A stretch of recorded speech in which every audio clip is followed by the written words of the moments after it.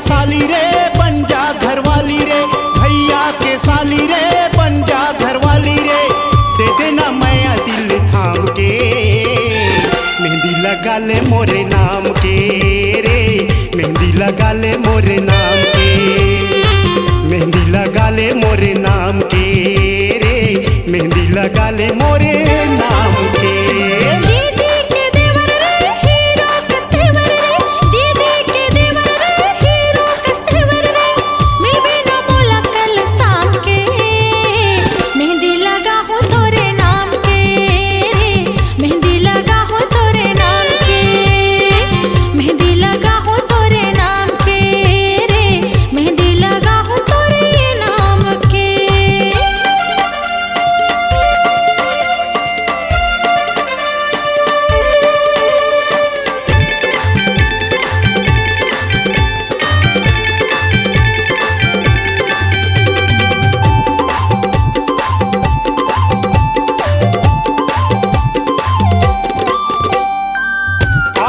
फागुन के मस्त महीना, झूम झूम दिल गाए इश्क कमीना, इश्क कमीना, हाँ हाँ इश्क कमीना।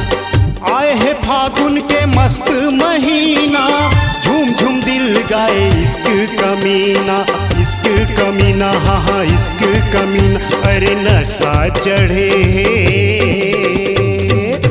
कली कली जब खिलथे तब बगिया में बहार आ जाते, कली कली जब खिलते तब बगिया माँ बहार आ जाते, और जब जब तोला देखथो गोरी माँ कसम मोर चेहरा माँ निखार आ जाते। ऐसे का ईमान से रे पगली एकरे ले तू कथो का।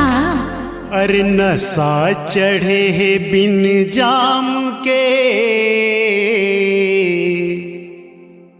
मेहंदी लगा ले मोरे नाम के रे, मेहंदी लगा ले मोरे नाम के, मेहंदी लगा ले मोरे नाम के रे, मेहंदी लगा ले मोरे नाम के।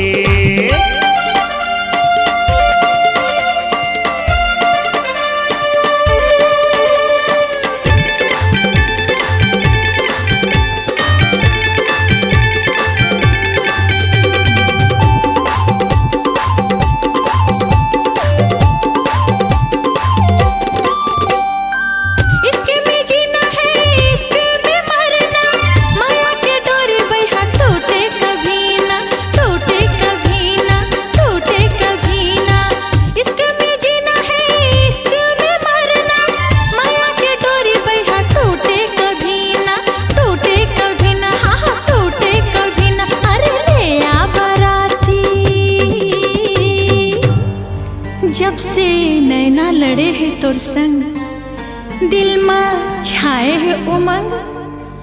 अरे डोली लेके आजा सजना, चलना है तोर संग। सच्ची गौ की ईमान से। अरे ले आ बराती धूमधाम से, मेहंदी लगा हो तोरे नाम के रे, मेहंदी लगा हो तोरे नाम के, मेहंदी लगा हो तोरे नाम के रे, मेहंदी लगा हो तोरे नाम के। भैया के साली रे बन जा घरवाली रे, भैया के साली रे बन जा घरवाली रे, दे देना मैं दिल थाम के, मेहंदी लगा ले मोरे नाम के रे, मेहंदी लगा ले मोरे नाम के, मेहंदी लगा ले मोरे नाम के रे, मेहंदी लगा ले मोरे नाम के। दीदी के देवर रे हीरो कस्तेवर रे, दीदी के देवर रे हीरो कस्तेवर रे, मैं बिना मोला कल शाम के, मेहंदी लगा ले मोरे नाम के रे, मेहंदी लगा ले मोरे नाम के, मेहंदी लगा हो तोरे नाम के रे, मेहंदी लगा हो तोरे नाम के, मेहंदी लगा ले मोरे नाम के, मेहंदी लगा ले मोरे नाम के।